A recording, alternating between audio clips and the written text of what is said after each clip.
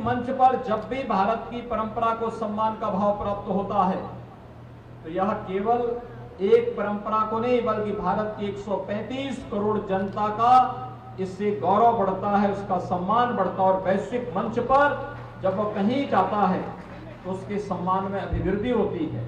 और आज भारत का नेतृत्व उसी यशस्वी दिशा में पूरे भारत को ले जाने का कार्य कर रहा है।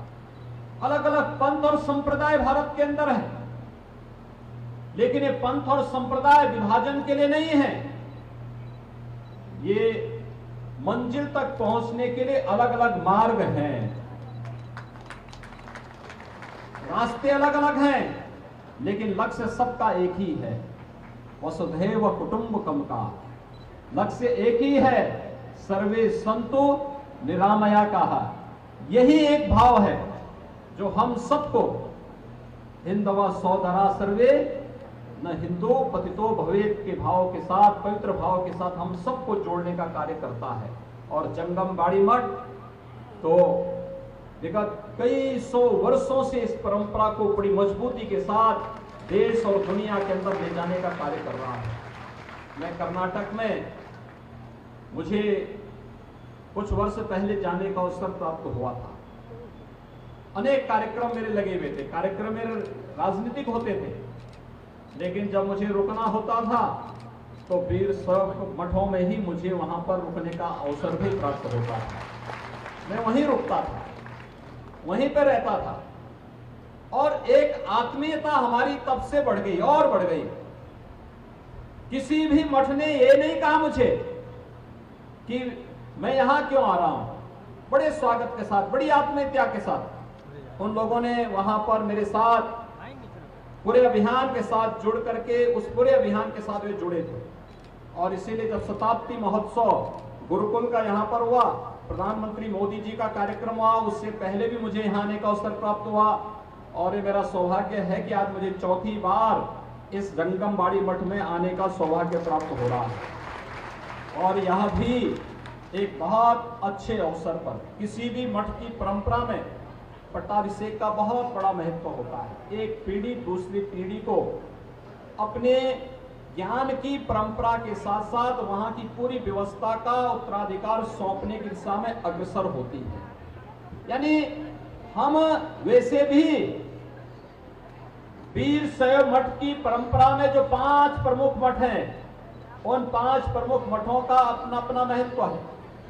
और उन 5 मठों में से काशी का मठ तो ज्ञान की परंपरा के साथ ही जुड़ा हुआ है, ज्ञान की परंपरा के साथ जुड़ा हुआ है। अभी आपने देखा होगा इस मठ से जुड़े हुए हमारे जितने भी आचार्य हैं, जगत गुरु हैं, कितने मजबूती के साथ भारत और भारतीयता के प्रति वे पूरी मजबूती के साथ लगे हुए हैं। धर्म के प्रचार के साथ साथ वीर शैव मठ की दार्शनिक परंपरा को प्रतिष्ठापित करने के साथ ही भारत और भारतीयता और धर्म की स्थापना के लिए निरंतर प्रयास कर रहे हैं।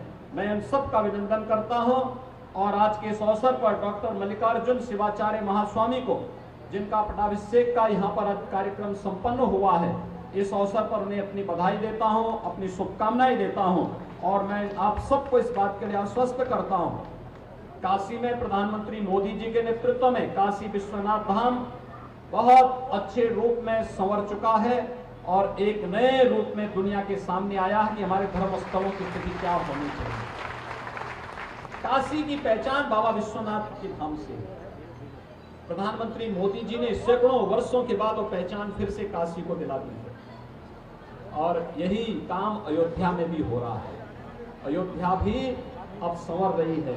अयोध्या भगवान राम का भव्य मंदिर के निर्माण का कार्य वहां पर बहुत अच्छे ढंग से आगे बढ़ रहा है। और आज के इस अवसर पर मैं आप सबको इस बात के लिए कहना चाहूंगा, हम लोगों ने व्यवस्था बनाई है देश के हर पंथ और संप्रदाय के अनुयायियों के लिए वहां पर अपना धर्मशाला स्थापित करने के लिए, मठ की स्थापना करने के लिए अलग से भूमि के आवंटन की व्यवस्था वहां पर प्रारंभ हो रही है और बहुत शीघ्र इस कार्यक्रम को हम आगे बढ़ाएंगे।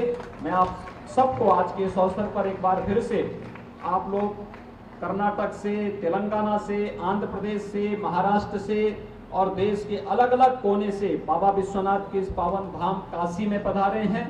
मैं काशी वासियों की ओर से, प्रदेश वासियों की ओर से आप सबका अभिनंदन करता हूं। डॉक्टर मल्लिकार्जुन शिवाचार्य महास्वामी को इस अवसर पर हृदय से बधाई देता हूं, अपनी शुभकामनाएं देता हूं और विश्वास व्यक्त करता हूं कि जंगमबाड़ी के इस वीर शैव मठ की आदर्श परंपरा के अनुरूप वह इस मठ की परंपरा को एक नई ऊंचाई तक पहुंचाने में अपना योगदान देंगे। पूरे काशी वासियों का और उत्तर प्रदेश वासियों का उन्हें भरपूर सहयोग प्राप्त होगा। आप सबके प्रति मैं हृदय से अपनी शुभकामनाएं देते हुए अपनी वाणी को यहीं पे विराम देता हूं। ओम शांति शांति।